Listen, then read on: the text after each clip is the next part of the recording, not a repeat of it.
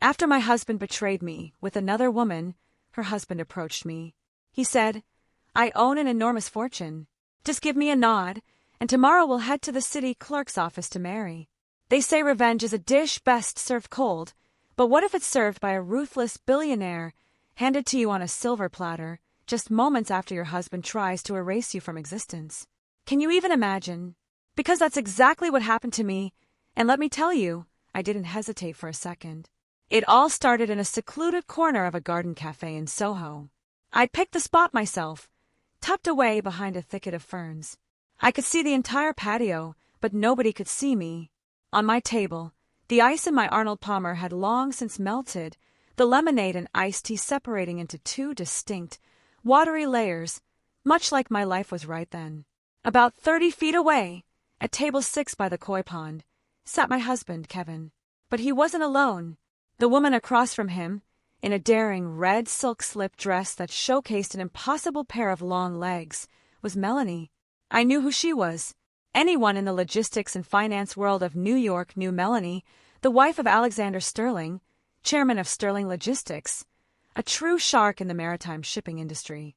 Kevin was smiling. That smile. It was the same smile I had once loved so desperately, the one that had convinced me, a rigid and disciplined senior audit manager, to leave my career track at a Big Four firm. I'd liquidated my 401k, every stock option I'd saved over 10 years, to help him start his construction company. And now his hand, the one still wearing the platinum wedding band I'd picked out, was shamelessly caressing the back of Melanie's. I didn't cry. My eyes were bone dry. At 32, after a decade wrestling with numbers, with dry balance sheets and stressful tax seasons, I had forged a cool head. All I felt was a crushing weight in my chest, like a 1,000-pound stone suffocating me. You see, just a month ago, Kevin had come home looking haggard. He told me the company was in deep legal trouble, facing potential liquidation of all its assets. He convinced me to sign postnuptial papers, effectively signing away my rights in an uncontested divorce. "Ava, it's just a formality," he had pleaded, his voice so sincere I hadn't suspected a thing. "I need to put this new property development under my name only to secure the loan and save us. If we're still legally tied and the company goes bankrupt, the bank will seize the house, everything. Just sign. As soon as this blows over, I'll reverse it all." I signed because I trusted my husband, because I wanted to protect the future home for the children we hadn't yet had. And now the truth was unfolding before my eyes. There was no property development in jeopardy. There was only a treacherous man plotting to build a new life on the ashes of his loyal wife's sacrifice. "Have you seen enough?" A deep, gravelly voice from just above. My head made me jump. I looked up. A tall man in an expensive, custom-tailored charcoal suit was standing there. His face was angular, his eyes deep-set, and as cold as a frozen lake in winter. It was Alexander Sterling, chairman of Sterling Logistics, the husband of the woman, currently canoodling with my husband. Without waiting for an invitation, Alex pulled out the chair opposite me. His demeanor was commanding, radiating the authority of a man used to giving orders. He placed a thick file on the table. The sound of paper hitting the dark wood was sharp and final. "Your husband is spending my money," Alex stated, his tone as flat as if he were discussing a monthly financial report. "And he's already paved the way to kick you to the curb." I looked from the file to Alex. "What do you want?" He didn't answer immediately. He pushed the file toward me. "Page 5. Have a look." With trembling fingers, I opened it. Page 5 was a notarized copy of the final judgment of dissolution of marriage dated 1 week ago. The crimson seal of the New York County Supreme Court felt like a sarcastic stamp on my life. "How is this possible?" My voice cracked. "He said he hadn't filed it yet. He said he was waiting until after the crisis. He filed it the day you signed." Alex cut in, his voice cold and brutal, but delivering the truth I needed to hear. "And because you signed an agreement waiving all claims to marital assets to help him, you are, from a legal standpoint, left with nothing. The house you live in, the car you drive, even the money from your joint savings account that you gave him to invest, it all legally belongs to him." I dropped the file. The feeling of betrayal, of being utterly played, rose in my throat like bitter bile. I hadn't just lost a husband. I'd lost my self-respect, my faith in basic decency. I, Ava Reed, a top-certified CPA courted by countless corporations, had been swindled in the most painful way by the man I shared my bed with. It was the single worst calculation of my life, and the cost was my entire youth and fortune. Alex watched my expression, his eyes narrowing in assessment. Anguish doesn't solve problems. You're a finance professional. You understand the concept of cutting your losses better than anyone. That investment has been written off. It's time to think about restructuring. I looked up at him, forcing myself to regain my composure. I smoothed my hair and straightened the collar of my blouse. You didn't seek me out just to inform me that I'm a failure, did you, Mr. Sterling? A corner of his mouth twitched upward, seemingly pleased with my quick recovery. Very sharp. Legally, you are now a single woman. I have also finalized my divorce from Melanie, but she was more cunning than you. She still holds significant financial power in my company because the asset division is still in litigation. She has people in my accounting department siphoning funds from the corporation to support your ex-husband. Alex paused, leaning forward and lowering his voice. I have a fortune worth hundreds of millions, but I need someone I can trust, someone with the professional expertise to audit my entire system and stop the flow of illicit money Melanie is funneling out. I need a legal wife to replace her, to use that authority to clean house. Why me? I asked, my mind already racing, crunching the numbers of this new, insane equation. First, you have motive. You despise Kevin and Melanie. Second, your resume is impeccable. Former senior audit manager for a major retail conglomerate, CPA certified, with a reputation for being an iron fist when it comes to cost control. Third, and most importantly, neither of us has any faith left in love. We can collaborate based on mutual interest. He looked me straight in the eye, delivering his final offer. If you agree, be at the city clerk's office tomorrow at 8 a.m. We're getting married. I glanced over at the other table. Kevin was kissing Melanie's forehead, the smug look of a victor on his face. He thought I was a naive, obedient woman who only knew her way around a kitchen and a ledger. He thought he had won. I turned back to Alex. 3 seconds. That's all the time I needed to decide on the biggest gamble of my life. I had already lost everything. I had nothing left to fear. Done, I replied, my voice firm. I agree, but I have one condition. I want full, unilateral control over Sterling Logistics' finance department. You are not to interfere with how I work. Alex stood, buttoning his suit jacket. I'll see you tomorrow, Mrs. Sterling. He left, leaving me with a file and a plan for revenge, beginning to form with chilling clarity in my mind. The next morning, I woke earlier than usual. I chose a simple but elegant ivory-colored sheath dress that highlighted a slender figure I usually hid under baggy office wear. I applied my makeup carefully, concealing the dark circles from a sleepless night spent reviewing corporate law. Staring at the woman in the mirror, I knew it wasn't the Ava of yesterday. That Ava had died with that divorce decree. At 7:05 a.m. sharp, I was standing in front of the Manhattan Municipal Building. A gleaming black Mercedes Maybach pulled up to the curb. The door opened, and Alex stepped out. Today, he wore a crisp white shirt, no tie, looking younger and less severe than the day before. You're punctual, Alex said in lieu of a greeting. Professional habit, I replied succinctly. We walked inside. The marriage registration process was surprisingly swift thanks to Alex's preparations. When the pen hit the paper, when I signed my name next to Alexander Sterling on the marriage certificate, I felt a jolt run down my spine. Not the thrill of love, but the excitement of a soldier being handed a heavy weapon before heading into battle. The city clerk handed us our 2 official copies. Alex took them and gave one to me. Welcome to Sterling Logistics, he said, using my first name for the first time. Thank you.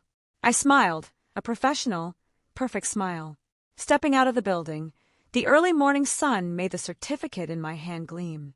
I took out my phone, placed the marriage certificate on the hood of Alex's Maybach, and took a crystal-clear photo. In the shot, my name and Alex's were side by side. The official seal, a brilliant red against the gleaming black paint, and the iconic, stylized S-hood ornament. I opened my contacts, found my love, a name I hadn't had the heart to change yet, and sent the photo with a short, concise message. Thanks for quietly setting me free. It allowed me to get the paperwork done, just in time to become the legal wife of the chairman of Sterling Logistics this morning. Good luck to you and your mistress. The message status changed to delivered. Alex stood beside me, observing my actions without a word, just a slight smirk. You're more aggressive than I thought. In business, as in war, the element of surprise accounts for 50% of the victory, I said, putting my phone away. Now take me to the office.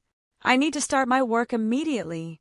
On the way to Sterling Logistics headquarters, Alex handed me an employee ID card and an appointment letter. Chief Financial Officer, CFO. I raised an eyebrow. You trust me with this position right away? I don't trust you, Alex said bluntly. I trust your hatred and your competence. This position was previously controlled by Melanie through a puppet, the former head of accounting. I fired him. I'm putting you in charge. You have the power of life and death in your hands. Use it well. I held the letter, feeling its weight. This wasn't just a job. It was a sword and a shield. I closed my eyes, visualizing the organizational chart of Sterling Logistics that I had studied all night. Melanie, though divorced, was still a major shareholder and knew many of the company's secrets. Her embezzlement couldn't have been a solo act. She had to have a network of accomplices.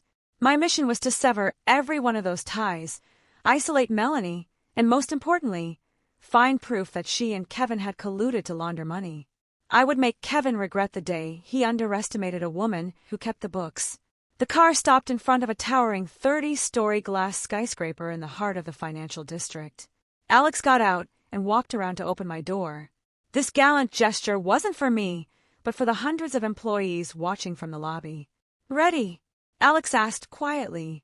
Always, I replied, holding my head high as I walked beside him. From that moment on, the war had officially begun. The phone in my purse began buzzing violently the moment I stepped into the private elevator reserved for the chairman. A glance at the screen confirmed it. Kevin. I let it ring until it went to voicemail. It immediately started ringing again and again. My silence was the most exquisite form of psychological torture I could inflict on him right now. Meanwhile, in a luxury condo in Tribeca, Kevin was likely losing his mind. I could picture it perfectly. He'd throw his phone onto the sofa, his face beat red, pacing frantically. Melanie would be there, frowning, asking what was wrong. And when he showed her the picture I sent, the mask of makeup on her face would crack. When the elevator reached the 30th floor, I calmly answered the phone. Hello. My voice was as placid as if I were talking to a delivery guy. Ava, what the hell is this? What is that picture? It's photoshopped, right? Kevin's voice shrieked through the phone, cracking with panic. He couldn't believe it. Or rather, he didn't dare to. You think I have the time to learn Photoshop? I scoffed. Black ink on white paper, a state seal. You're a business owner, Kevin. Can't you tell a real document from a fake one? When did you meet him?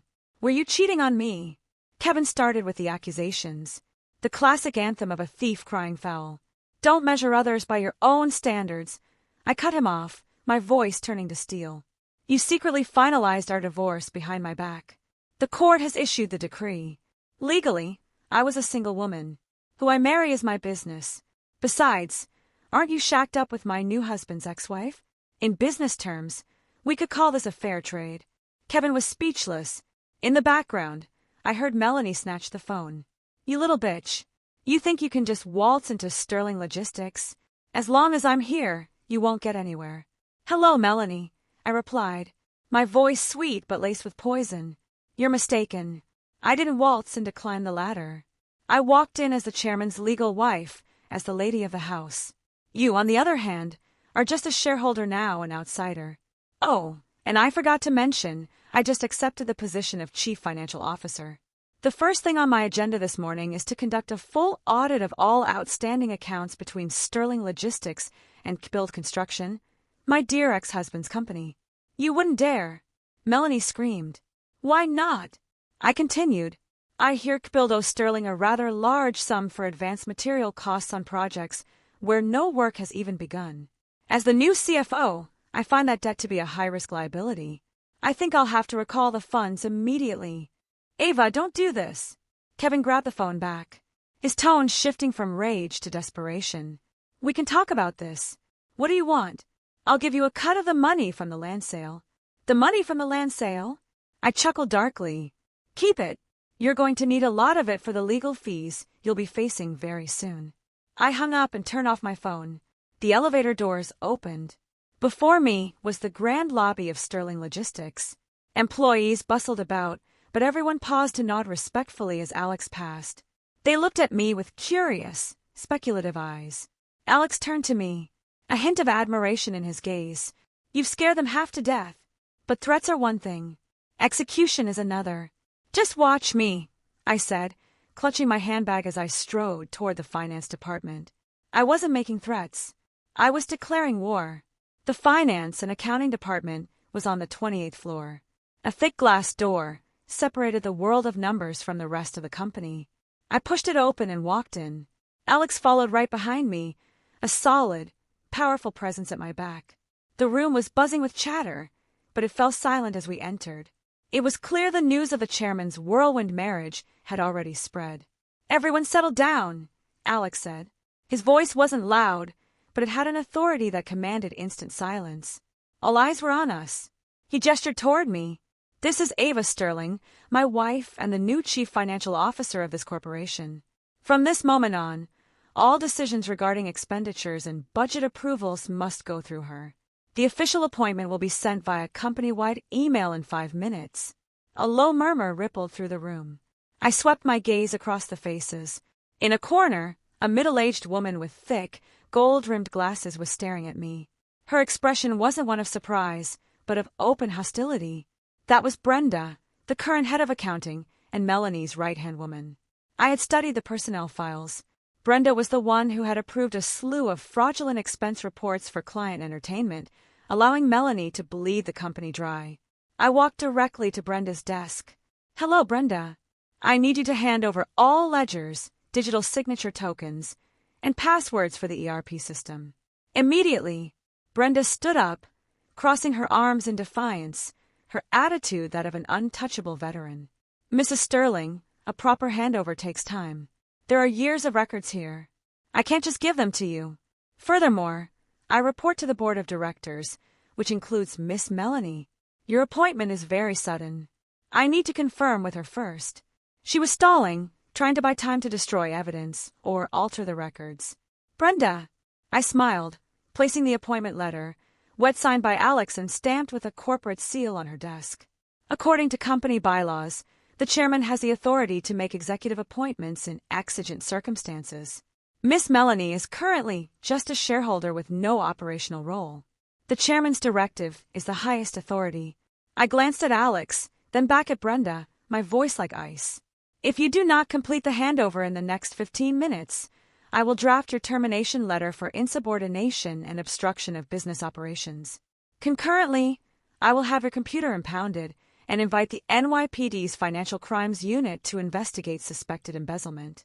Your choice, a quiet handover or leaving in handcuffs. Brenda's face went pale. She hadn't expected me to be so firm, so legally prepared. She looked to Alex for help, but he just stood there, arms crossed, with an expression that said, I fully support my wife.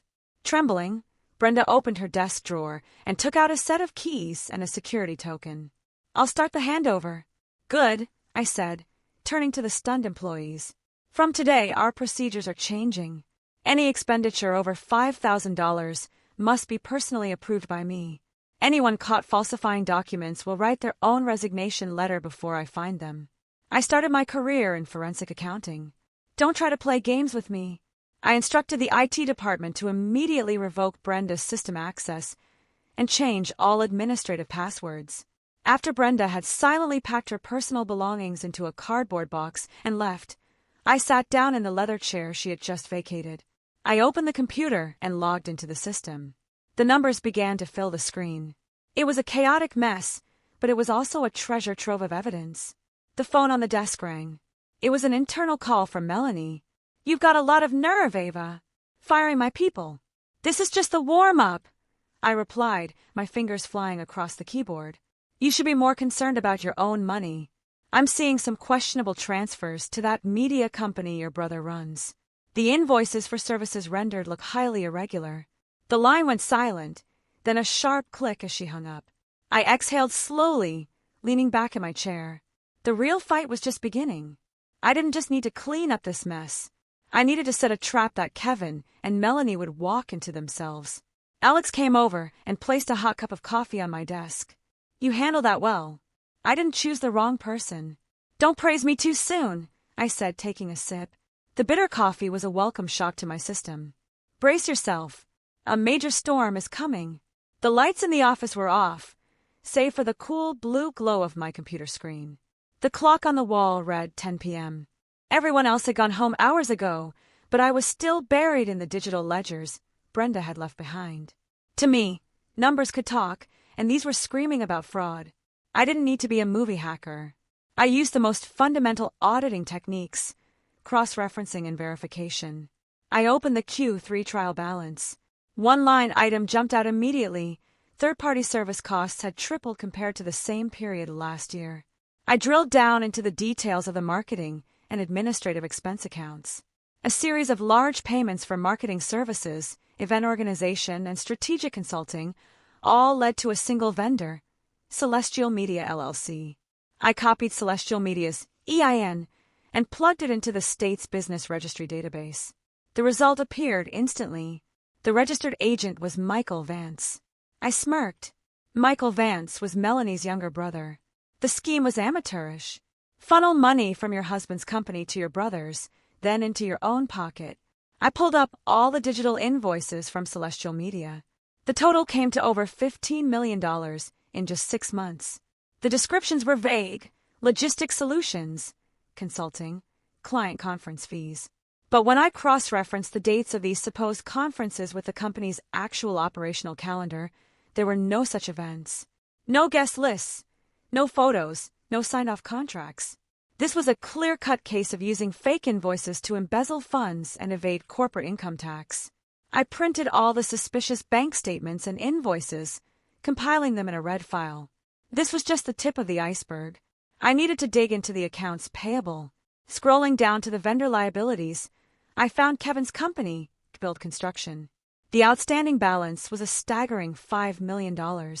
This was Sterling's advance for the port upgrade project. I'd studied the project scope.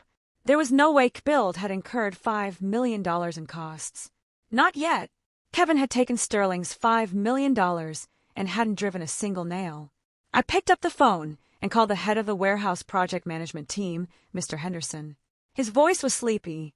Mr. Henderson, this is Ava Sterling, the new CFO. Sorry to call so late. I have a question about the port upgrade project with Build Construction. What's the current status?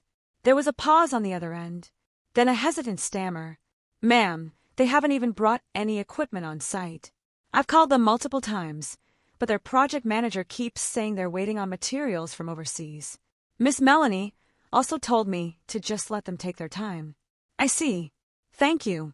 First thing tomorrow morning, please send me a formal status report countersigned by the independent supervisor. I hung up. It was all clear now. Kevin was using the advance from Sterling as his own personal line of credit, or worse, to buy that plot of land he'd used to trick me into the divorce. The office door swung open. Alex walked in holding 2 takeout containers. I thought you were planning to sleep here. Eat something before you continue. I looked at him, then at the mountain of files on my desk. I found the fox's tail. This quickly. Alex put the food down and pulled a chair up next to me. The subtle scent of his expensive cologne was clean and masculine, a world away from the cheap cigarette smoke that had started clinging to Kevin recently. They were greedy, not careful, I said, pointing at my screen. Or perhaps they were overconfident, thinking no one would ever dare audit the boss's wife's books. Look at this. $15 million transferred to Melanie's brother. $5 million advanced to Kevin for a ghost project. That's $20 million in cash drained from this company in just 2 quarters. Alex stared at the numbers, his face hardening. I knew she was skimming, but I never imagined it was this much. No wonder our cash flow from operations has been so tight lately. For a logistics giant, cash flow is the lifeblood. Losing $20 million in cash was like severing an artery. Don't worry, I said, opening a container. The aroma of grilled steak filled the air, making my stomach rumble. I'll get it all back. Principal and interest. Eat first, Alex said, handing me a fork. You need strength for the battle ahead. We have a very interesting board of directors meeting tomorrow. I took the fork. For the first time in months, I could actually taste my food. Not because the steak was particularly good, but because I knew I was no longer fighting this war alone. Alex drove me back to his private penthouse on the Upper West Side. After midnight, the duplex was a stark, minimalist masterpiece of glass and steel with a breathtaking view of the Hudson River. It was vast but cold, much like its owner. Luxurious, powerful, but solitary. "You can take this room," Alex said, opening the door to a large guest suite with the same river view. "I had it prepared for you. Anything you need, just let the housekeeper know." I stepped inside. Everything was brand new, from the linens to the curtains. There was no trace of another woman, proving Alex had lived alone for a long time, or that Melanie had never set foot in this room. "Thank you." Alex leaned against the doorframe, watching me for a moment before speaking. "Ava, this is a marriage of convenience. I will respect your personal space, but in front of the staff and outsiders, we need to play our parts convincingly." "I understand," I said. "I'm a professional." The next morning, I went downstairs for breakfast. The dining table was long enough for 20, but only 2 place settings were laid out at one end. Alex was already there, sipping black coffee and reading financial reports on his iPad. "Good morning," I said, taking my seat. "Morning. Sleep well?" he asked, his eyes not leaving the screen. "Very. The bed is much more comfortable than the sofa I've been relegated to for the past month at Kevin's place." The housekeeper brought out 2 plates of eggs Benedict, steaming hot. Looking at the perfectly poached eggs and hollandaise sauce, I felt a strange pang. It had been so long since anyone had made me breakfast. At home with Kevin, I was always the first one up, making coffee, ironing his shirts, and then rushing to get myself ready for work. "What's wrong?" "Not to your liking." Alex looked up, noticing my hesitation. "No," I shook my head, picking up my fork. "It's just unfamiliar." We ate in silence for a moment. Then Alex spoke unexpectedly. "How do you plan to handle the billed debt today?" I finished my bite, dabbed my mouth with a napkin, and answered precisely. "I'm not going to demand payment through the usual channels. If I send a demand letter, he'll just make excuses or declare insolvency. I'm going to use a different strategy, which is," Alex looked intrigued, "I'm going to send a formal notice to the bank that issued his performance bond." The contract included clauses for both a performance bond and an advance payment bond. If Kbild fails to perform, the bank is obligated to repay Sterling Logistics. Then the bank can be the one to foreclose on Kevin. Alex let out a short, sharp laugh. "Vicious. If the bank gets involved, he'll have to sell everything to pay them back. If not, his credit will be ruined permanently. He'll never get another business loan in his life." "That's not all," I continued, my eyes cold. "I'm going to engage our independent auditors and have them re-examine the costs of all past projects Kbild has done for us. I suspect he's been inflating invoices for years. If we find concrete evidence, this moves from a civil matter to a criminal one." Alex looked at me, his expression shifting from amusement to genuine respect. "You really were born to be my wife. We're cut from the same cloth." Breakfast ended in a strange but harmonious atmosphere. 2 wounded people finding a strange camaraderie in calculation and ambition. I realized that living with a smart, straightforward man like Alex was far more pleasant than serving a hypocrite like Kevin. My morning at the office began with a purge. I called an emergency meeting with the entire accounting department and the project management team. I dropped the file I compiled last night onto the conference table. The sharp thud made everyone jump. In this file is a list of all suspected fraudulent invoices from Celestial Media and the status of the Kbild contract. Who was directly responsible for processing these accounts? A young analyst timidly raised his hand.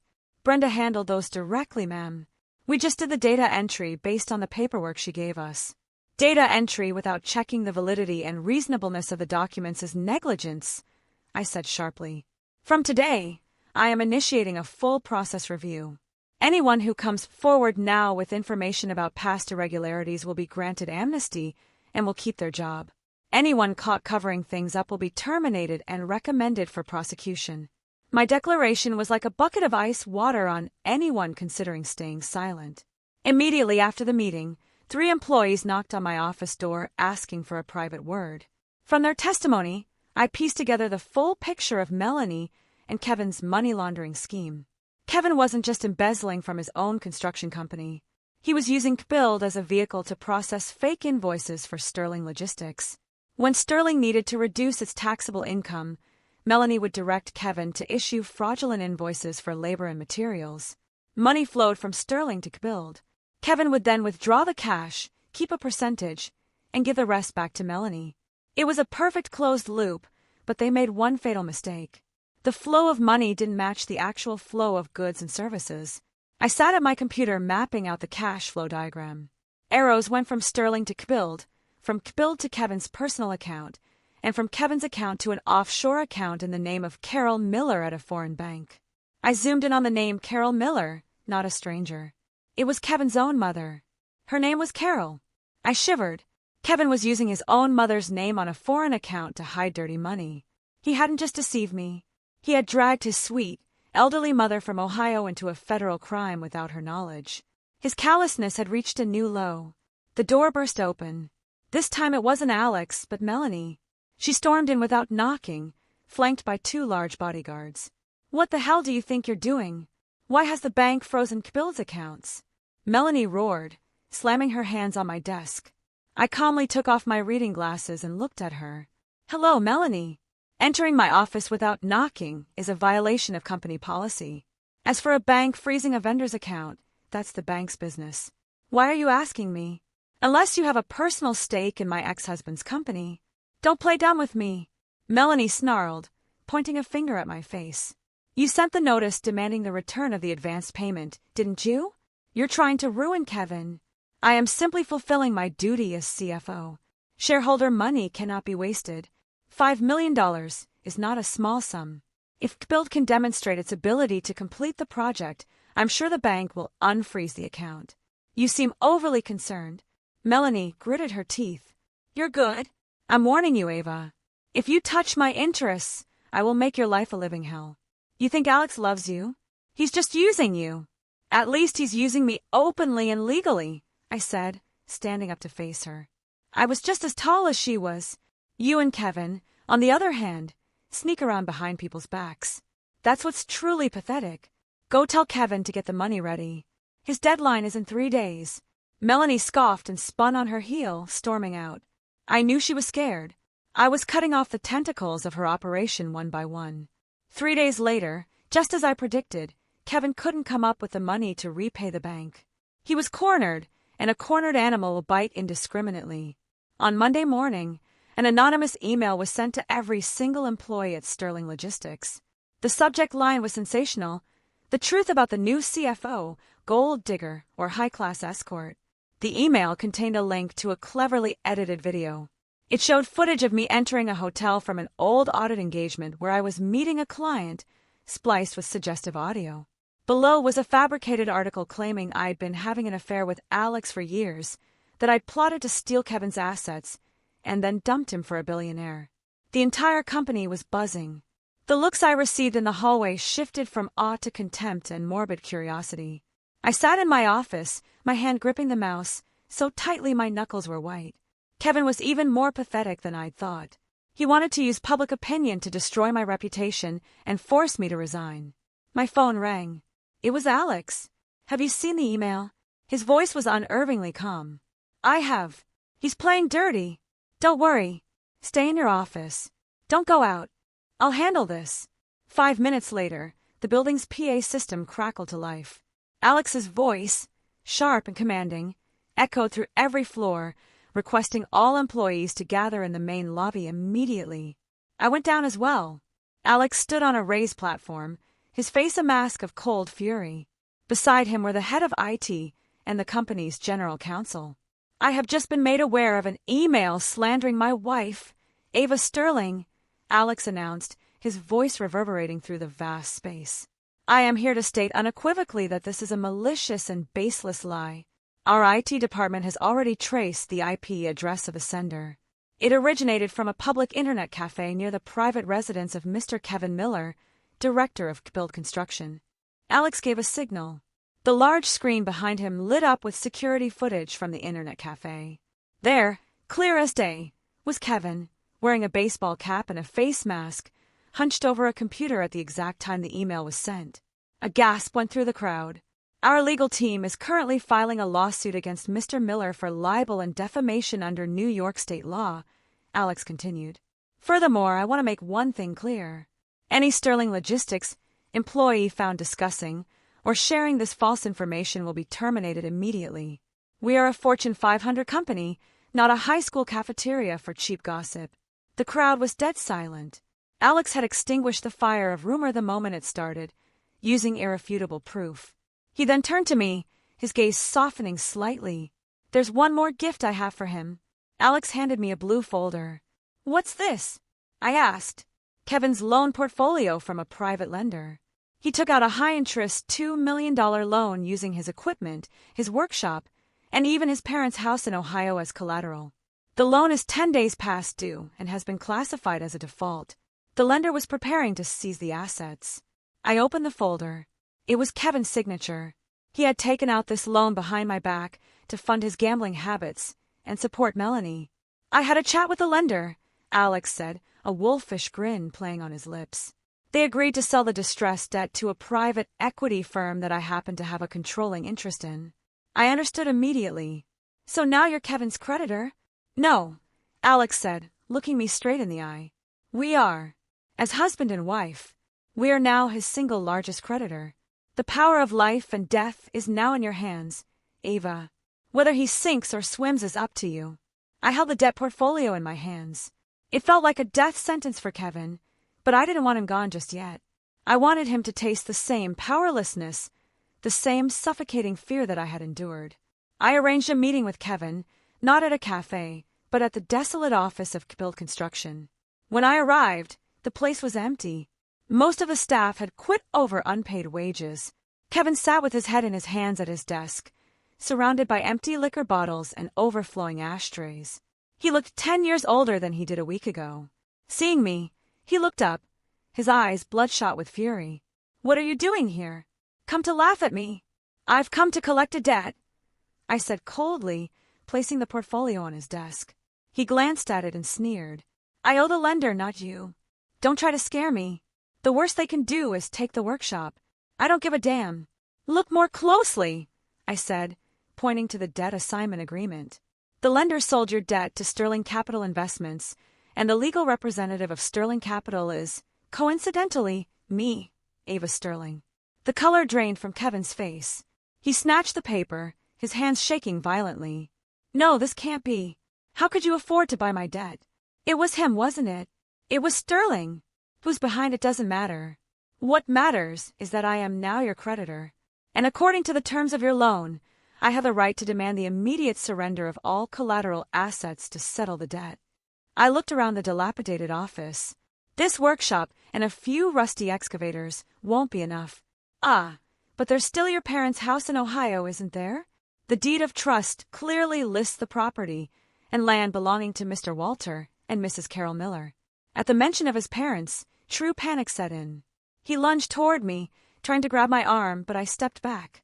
2 of Alex's security guards, who had been waiting outside, immediately stepped in to block him. Ava, I'm begging you. Kevin crumpled to the floor, sobbing pathetically. Whatever you want, I'll give it to you. Take the company. Take everything. But please don't touch my parents' house. They're old.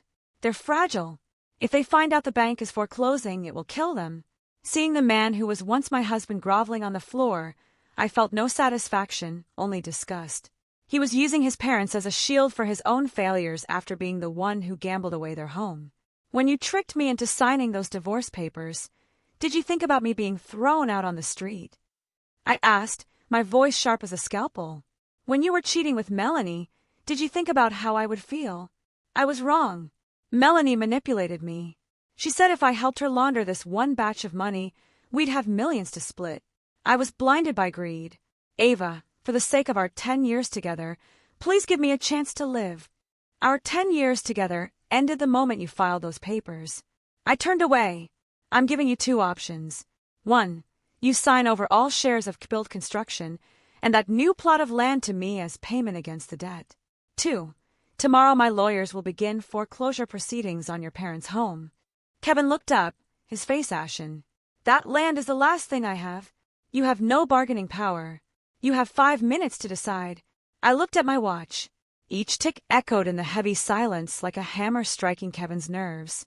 I'll sign, he whispered, his head hung in defeat. I'll sign. I signaled to my lawyer, who had been waiting with the prepared documents. Kevin took the pen, his hand shaking, and signed each page. Each signature seemed to drain the life out of him. Holding the signed documents, I felt a sense of release.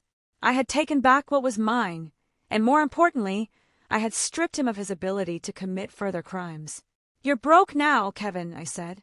My final words to him before walking out the door. Try to live an honest life. Don't make your parents suffer anymore. Outside, Alex was waiting in the car. He gave me a slight smile. Finished. It's finished, I sighed.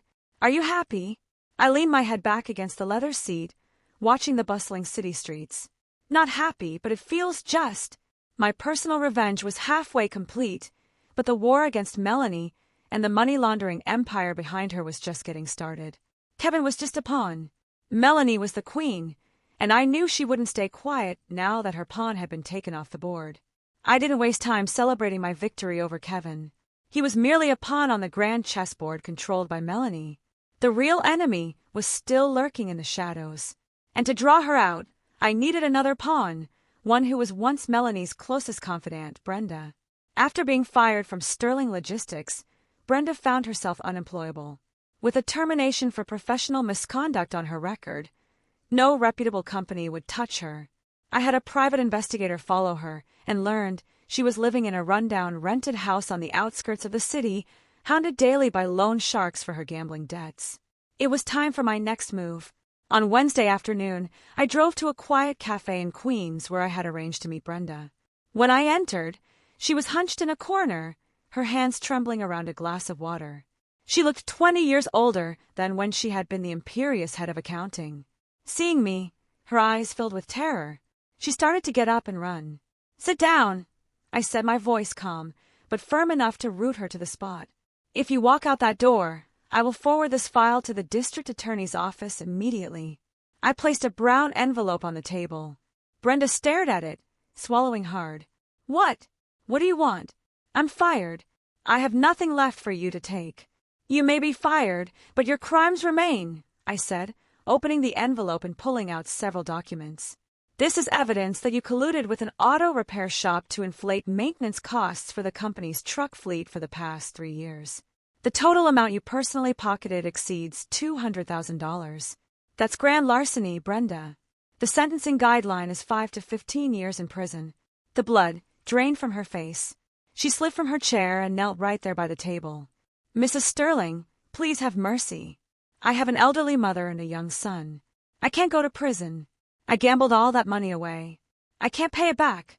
I looked at the weeping woman before me without a shred of pity, but my mind told me this was a golden opportunity. "Get up. I didn't come here to listen to your sob story. I can make this go away, and I can even help you pay off your loan sharks. On one condition." Brenda looked up, a flicker of hope in her eyes. "What condition?"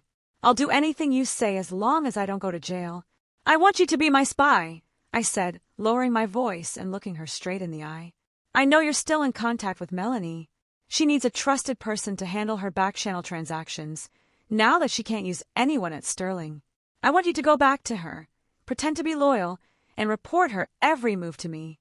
Brenda hesitated. She knew how ruthless Melanie could be, but the fear of prison was greater. "If Melanie finds out, she'll kill me.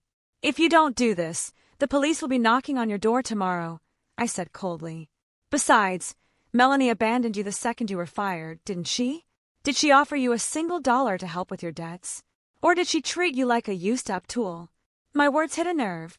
Brenda clenched her fists, her expression shifting from fear to resentment. "You're right, that ungrateful bitch. I helped her move millions, and when I got in trouble, she wouldn't even answer my calls." "Fine, I'll do it. What do you need to know?" "I need to know where Melanie is moving her assets. I have intelligence that she's liquidating everything and gathering cash very quickly." Brenda looked around furtively, then leaned in close to whisper. "She's planning something big. She sold off properties in Miami and the Hamptons, raising about $30 million in cash. She's planning to wire the money to a shell corporation in the Cayman Islands this Friday afternoon under the guise of an investment consulting contract. Once the money is through, she's flying there to live permanently, leaving Sterling to deal with the fallout in the U.S., $30 million. A staggering sum. If Melanie pulled this off, Sterling Logistics would suffer a serious blow. Its cash flow would be crippled, and more importantly, she would get away scot-free. Do you know which bank she's using for the transaction? Global Trust Bank, the Midtown branch. She's very close with the branch manager there, so they'll expedite the international wire for her. I smiled. This information was priceless. Excellent. Continue to monitor her and let me know the exact time she initiates the transfer. After this is over, I will burn your file and give you a bonus to start a new life. Brendan nodded eagerly. I stood up, left cash for the drinks, and walked out. The afternoon sun cast my long shadow on the pavement. A perfect net was now forming in my mind. This Friday was going to be a very memorable day for Melanie. Friday afternoon, the tension in my office was thick enough to cut with a knife. Outside, a torrential downpour lashed against the windows as if trying to breach the quiet inside. I sat before my monitor, which displayed the cash management dashboard of Sterling's corporate banking system. Alex sat in the chair opposite me, idly spinning a pen, his eyes glued to his phone. We were waiting for a text from Brenda. 2:30 p.m. Nothing yet. For an international wire to clear the same day, Melanie had to execute it before the cutoff time. The SWIFT system typically closes for same-day processing around 3:30 or 4 p.m. After that, the transaction would be held until the next business day. For a fugitive like Melanie, a single day was an eternity of risk. 2:45 p.m. My phone vibrated. A text from Brenda. She just arrived at the bank. Going into the VIP room to meet the branch manager. The fish is in the net, I told Alex. She's at the bank. Alex nodded, his face grim. Are you sure you can stop it? Once that money leaves the U.S., it's gone for good. Don't worry. The net is already in place. I opened another chat window and sent a message to Mark, the head of corporate banking at Global Trust and an old classmate from business school. I had already given him a heads up about a potentially fraudulent transaction involving Melanie's account. As CFO of Sterling Logistics, I had the right to request a review of unusual transactions from accounts linked to a major shareholder involved in a legal dispute. 3:10 p.m. A system notification popped up. A wire transfer of $30 million had just been initiated from Melanie's personal account. Subject: Payment for investment consulting contract number 01-2023. Beneficiary: Sunny Horizon Investments Corporation, Cayman Islands. This is it. I pointed at the screen. The transaction status was pending approval. I immediately called Mark. Mark, it's Ava. The $30 million wire just hit the system. That's the embezzled money I told you about. You need to block it now. I could hear frantic typing on the other end. I see it, Ava. That's a huge amount, but the branch is pushing hard for immediate approval. The manager is citing her VIP status and claims all the paperwork is in order. If I block it without cause, I'll face a major complaint. The paperwork is fake. Sunny Horizon is a shell company, I said, my voice sharp and urgent. I am faxing you an emergency injunction from the city court to freeze all of Melanie's assets pending the resolution of our post-divorce asset dispute. Just use the excuse of a compliance red flag to put a hold on the transaction. All you need to do is delay it past 3:30 p.m. and she's finished. All right, I trust you. I'm routing it to the compliance department for an in-depth review. That will take at least 2 hours. Past the cutoff. Not even God can get that wire through today. I hung up, letting out a breath I didn't realize I'd been holding. On my screen, the transaction status changed from pending approval to under review. In the VIP room at the bank, I could imagine the chaos. Melanie must be on pins and needles. It was 3:20 p.m. Only 10 minutes left. Brenda texted again. She's screaming at the bank staff, demanding to speak to the CEO. Her face is bright red. I texted back. Let her scream. The CEO is in a meeting with me right now. There was no meeting, of course, but I knew bank protocol. Once a transaction is flagged as high risk, no one dares approve it, especially with anti-money laundering regulations being so strict. 3:30 p.m. The SWIFT system closed for the day. Melanie's wire transfer was officially rejected with a reason cited as transaction requires additional documentation, verifying legal source of funds. The money was still in her account, but it was now frozen. She couldn't transfer it. She couldn't withdraw it. It was trapped. Alex looked at me with pure admiration. He stood up, poured 2 glasses of wine, and handed one to me. Congratulations. A perfect knockout. You not only saved the money, but you've cut off her escape route. I swirled the glass, the red liquid shimmering like the blood of an enemy. It's not over yet. When an animal is cornered, it will turn on its own kind. Melanie just lost $30 million. The first person she'll blame is Kevin. Let's sit back and watch the next act. Just as I predicted, the failure at the bank sent Melanie into a spiral of fury. She couldn't believe her perfect escape plan had been thwarted at the last second by a technical issue. As she stormed out of the bank, she got a call from Kevin. My ex-husband was in a more desperate state than ever. After signing away his assets to me, he was being hounded by the loan sharks he'd borrowed from to fund his gambling. They had surrounded his parents' house in Ohio, and he was hiding out in a cheap motel, calling Melanie as his last hope. They're threatening to kill my whole family if I don't pay them back $500,000 by tonight. Please just lend me something. I'll be your slave for life. I'll pay you back. Kevin was frantic. Melanie, already seething over her frozen $30 million, exploded. Shut up, you useless idiot, she screamed into the phone. All traces of her sophisticated veneer gone. I'm in deep trouble myself. Your pathetic ex-wife managed to get my accounts frozen. You're a worthless parasite. If you hadn't been so stupid as to get divorced so quickly, she wouldn't have had the leverage to do this. What are you talking about? Kevin was stunned. What does Ava have to do with this? Ask her yourself. She's the one who blocked my money transfer. You and her are two of a kind. Melanie hung up and blocked his number. She got in her car and ordered the driver to her private mansion where she kept her remaining valuables, jewelry, diamonds. She had to find another way out, maybe by land across the Canadian border. On the other end of the line, Kevin dropped the phone. His last hope was gone. He sank to the floor of the grimy motel room, surrounded by empty instant noodle cups. He had lost everything. His wife, his house, his career, and now his mistress, the woman he thought would make him a king. From the hallway, he heard heavy footsteps and angry shouts. Kevin, where are you? Come out. You can't hide from us forever. Terrified, Kevin looked out the window. The 3rd floor. Not high enough to kill him, but high enough to break his legs. There was no escape. In his desperation, a familiar cowardly idea took hold. Fake an injury to evade responsibility.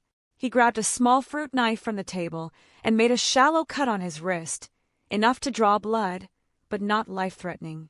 Then he lay on the floor and pretended to have a seizure. He knew if he was rushed to the ER, the loan sharks wouldn't dare make a scene at a hospital, and the police would have to get involved. When the thugs kicked down the door, they found him lying in a pool of blood, mostly ketchup from a noodle packet he'd smeared on himself for effect. Panicked at the thought of a murder charge, they fled. The motel owner rushed in, saw the scene, and immediately called 911. Kevin was taken to the nearest hospital. He lay on the gurney, eyes squeezed shut, but his ears were open, listening. I'm safe, he thought, at least for tonight. But he didn't know that news of his attempted suicide had been relayed to me by Alex's people almost instantly. He's putting on a show, I said, watching the motel security footage on my tablet. The way he was smearing ketchup on his arm was truly pathetic. What do you want to do? Alex asked, adjusting his tie. Pay a visit to an old friend? We have to. After all, we were married for 10 years. Besides, I need to deliver a final prescription to cure him of his delusions. The emergency room smelled strongly of antiseptic. Kevin lay in a bed, his wrist bandaged, an oxygen mask over his face. He was feigning a deep coma, but I noticed the heart monitor was beeping steadily, even a little fast from anxiety. Alex and I walked in. I was dressed in all black, carrying a bouquet of white chrysanthemums, flowers for a funeral. Alex was beside me, holding a black leather briefcase. A nurse tried to stop us, but Alex flashed a hospital benefactor's card. Sterling Logistics was a major donor. The nurse bowed her head and quietly left, closing the door behind her. I walked to the bedside and placed the white flowers on the nightstand. The click of my heels on the linoleum floor was the only sound. "Stop pretending, Kevin. Your acting is terrible," I said calmly. He remained still, but his eyelids fluttered. He was trying to outlast me. "Fine, if you won't wake up, I'll just talk to the corpse," I said, pulling up a chair. "The doctor said the cut on your wrist was superficial. 3 stitches, but the disease of cowardice you suffer from, there's no cure for that." Knowing the charade was up, Kevin slowly opened his eyes and removed the oxygen mask. He glared at Alex and me with a mixture of hatred and fear. "What are you two doing here? Come to see if I was dead yet? Your death would be too easy for you." Alex spoke up from the foot of the bed. "We came to bring you some good news. The loan sharks who were after you, the police busted their entire operation last night." Kevin's eyes lit up. "Really? So I'm safe. Safe from them." I smiled. A smile Kevin once called angelic, now as sharp as a surgeon's blade, but not from the law. I nodded to Alex. He opened his briefcase and took out a document with the official seal of the IRS. "This is a formal notice of criminal investigation into build construction for tax evasion. The total amount, including penalties for fraudulent invoicing, comes to nearly $5 million. The investigators already have sufficient evidence that you were purchasing fake invoices from a network of shell companies run by Melanie's family." Kevin bolted upright, forgetting the pain in his wrist. "No, it wasn't just me. It was Melanie. She told me to do it. I just signed the papers." "You signed, which means you are legally responsible," I replied coldly. "Melanie is smart. Her name isn't on a single document related to your company. Every signature, every seal belongs to the director, Kevin Miller.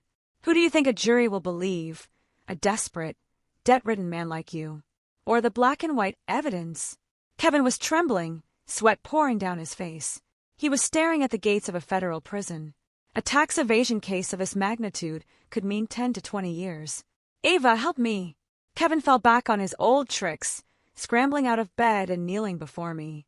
"You're a CFO. You know the law. Please help me. I don't want to go to prison.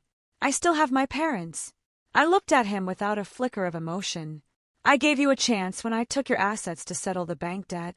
That could have been the end of it. But your greed and Melanie's was too great. You went too far. Is there a way out?" Alex suddenly asked, playing the good cop. "If you cooperate with the investigation, give a full confession, and provide evidence against the true mastermind, you might receive a plea deal, a lighter sentence." Kevin clung to this lifeline. He turned to Alex, nodding frantically. "I'll talk. I'll tell them everything." I kept a private ledger, a notebook detailing every single cash split with Melanie. She made me write it down for her records. I hid it in the safe at my parents' house. Alex and I exchanged a look. This was it, the smoking gun. That ledger would be the final nail in Melanie's coffin. "Very good," I said, standing up. "You just rest here. An investigator will be here shortly to take your statement. Remember to be honest. It's your only way out." We walked out of the hospital room. Kevin sat on the floor, dazed. He knew his life as he knew it was over, but at least he had a chance to drag Melanie down with him. In the hallway, Alex took my hand and gave it a gentle squeeze. "You were brilliant. 1 move, 2 captures. You dealt with Kevin and got the evidence to put Melanie away for good." "It was a team effort," I said, pulling my hand back to fix my hair. "Now let's go get that ledger before Melanie gets wind of this." The rain had stopped. A faint rainbow was visible on the horizon. I took a deep breath of the clean, post-storm air. The war was almost over. Alex and I left the hospital that night. He offered to have his driver take us, but I insisted on driving myself. The feeling of controlling the car as it sliced through the darkness helped to center me. The Maybach sped down the highway, heading west toward the quiet, rural part of Ohio where Kevin's family lived. Kevin's hometown was a small farming community surrounded by endless fields of corn and soy. It had been 3 years since I was last there for his grandfather's funeral. Back then, I was still the beautiful daughter-in-law bustling in the kitchen, cooking for the entire extended family. "What are you thinking about?" Alex asked, breaking the silence. "I'm thinking about Kevin's parents," I admitted. "They're simple, hard-working farmers. They loved me. I can't imagine how they'll react when they find out what their son has become, and that the daughter-in-law they cherished is the one sending him to prison. Alex sighed, staring out at the dark landscape. That is the tragedy of greed. Kevin chose this path. He has to face the consequences. And you, Ava, you are doing the right thing. If you let them continue, how many other families would be ruined by their dirty money? I nodded, but my heart was still heavy. Justice sometimes felt cruel. At 3 a.m., our car pulled up in front of a familiar 3-bedroom ranch house with a red front door. The white picket fence was a little worn, but the bougainvillea trellis by the porch was in full, glorious bloom under the soft yellow glow of the street lamp. I stepped out of the car, the cool night air seeping into my skin. A dog started barking from the backyard. A moment later, a light flicked on inside and the front door opened.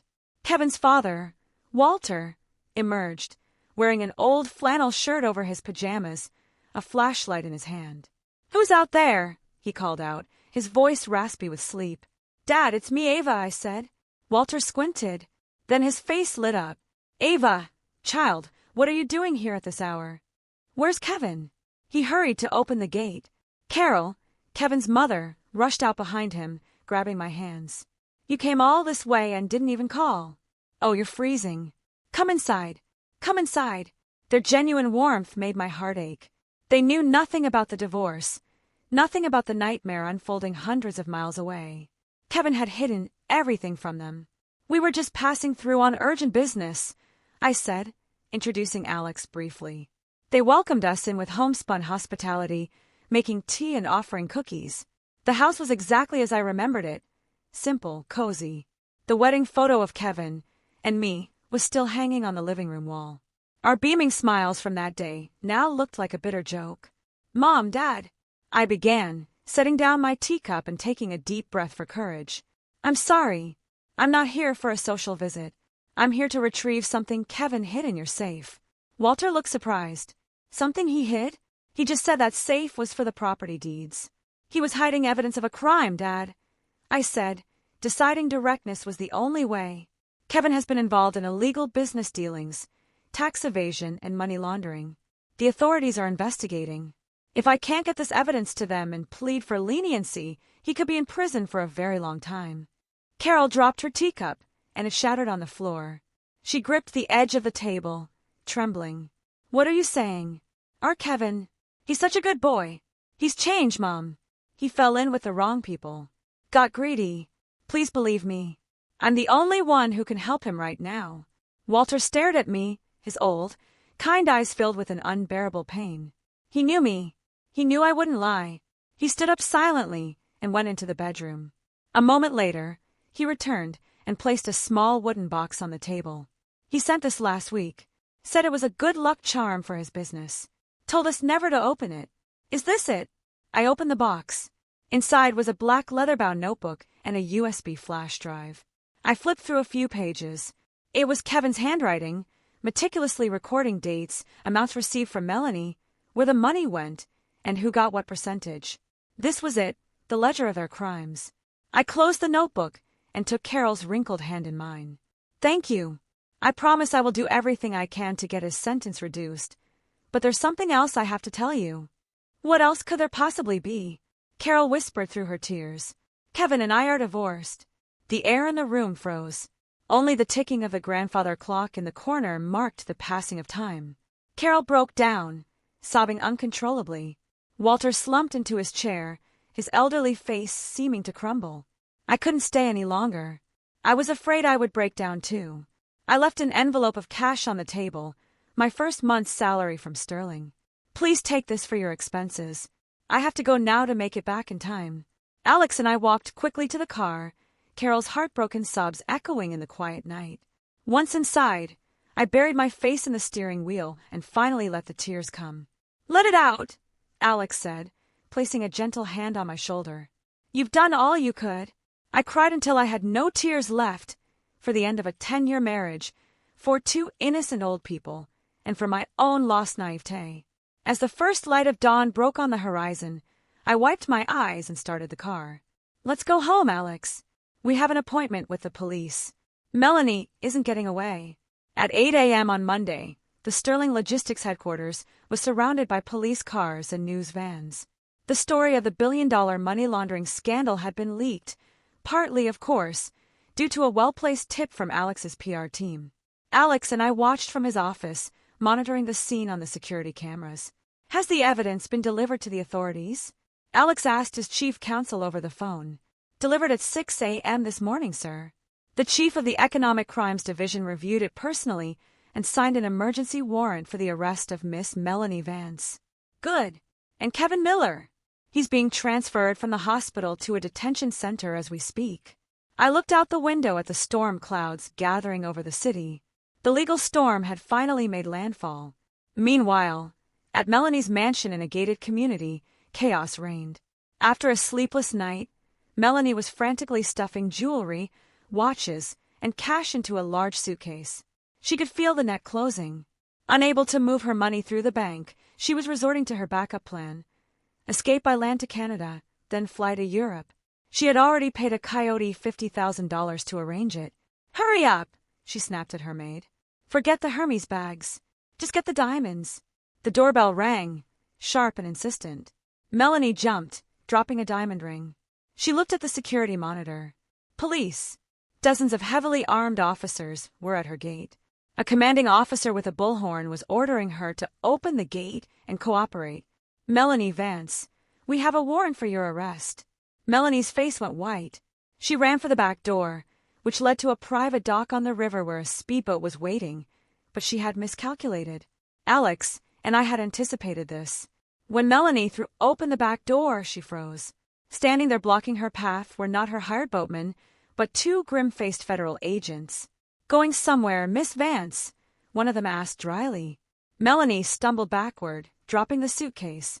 Cash and jewels spilled across the patio. She turned to run back inside, but the tactical team had already breached the front gate and was swarming the house.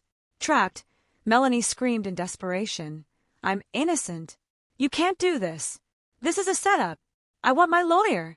An officer coldly read her rights and snapped handcuffs on her wrists. The once powerful queen of logistics, now disheveled and defeated, was led away. Her image, captured by dozens of telephoto lenses, was broadcast across the world within the hour. The stock prices of any company associated with her family plummeted. I turned off the television. "It's over." My phone buzzed. A text from an unknown number, but I knew it was Brenda. "Thank you, Mrs. Sterling." I saw the news. As promised, she would disappear from the city. I deleted the message. Brenda was just another victim of greed and weakness. I had no desire for further retribution. Alex poured 2 glasses of wine and handed one to me. "To justice." I clinked my glass against his, but I didn't feel the elation I had expected.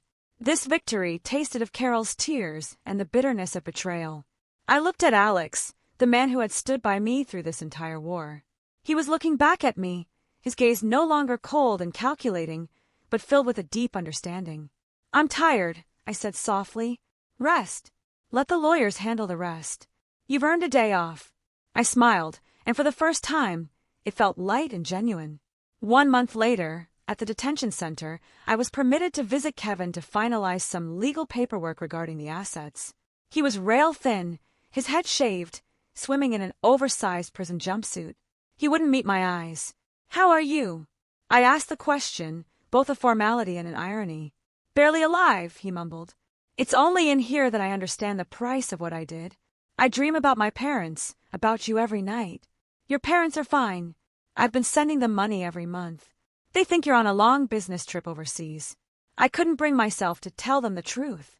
Kevin's head shot up, tears streaming down his face. "You're still taking care of them? After everything I did to you?" "I'm doing it for my own conscience, not for you," I said flatly.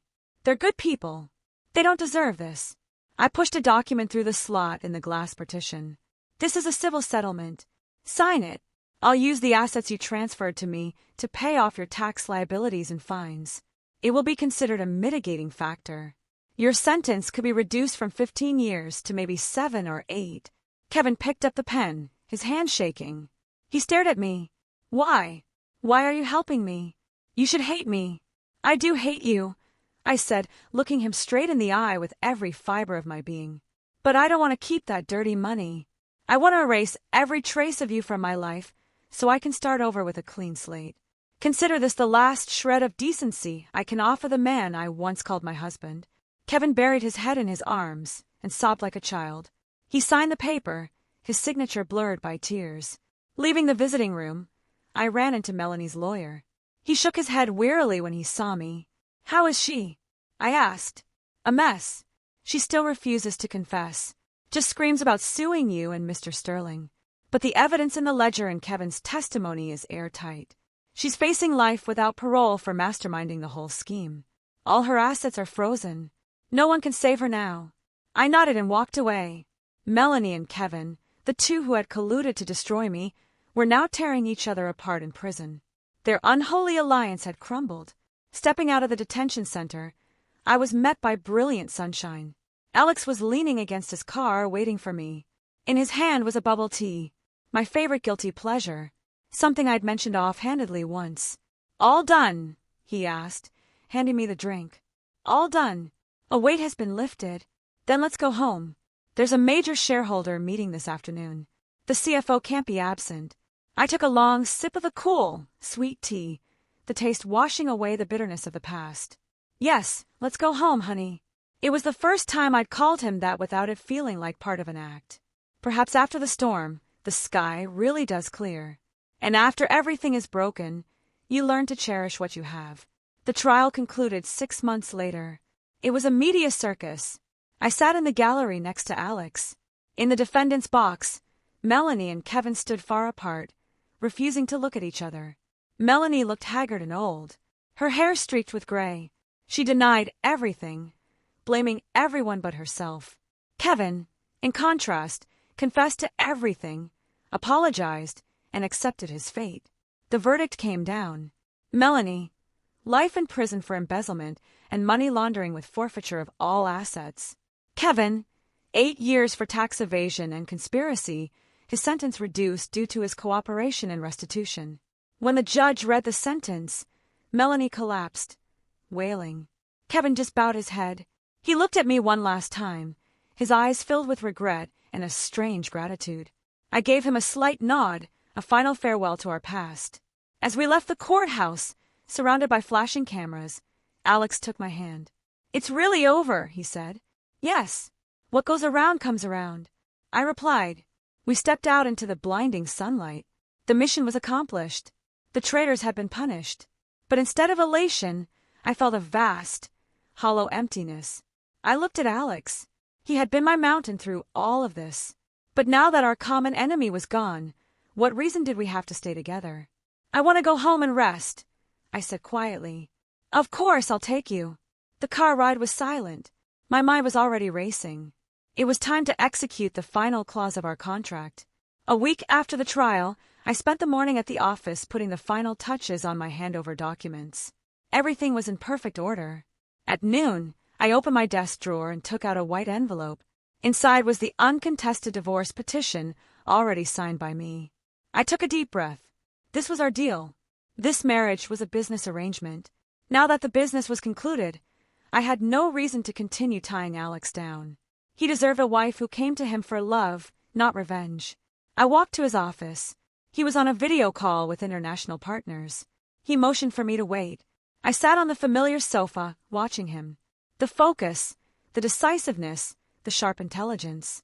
It had all become so dear to me. I realized how much I would miss him. When the call ended, he walked over, smiling. "What's up? Did my CFO find another embezzler?" I didn't smile back.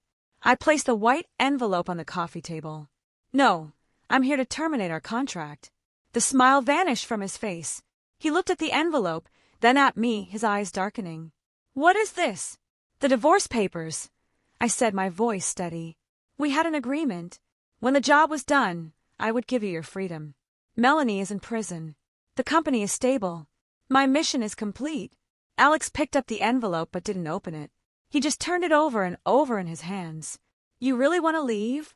"Yes. I've taken enough from you. I have enough now to live comfortably. I want to find myself again." "Find yourself," Alex sneered slightly. "Or run away." "I'm not running. I'm honoring our agreement. You're a businessman, Alex.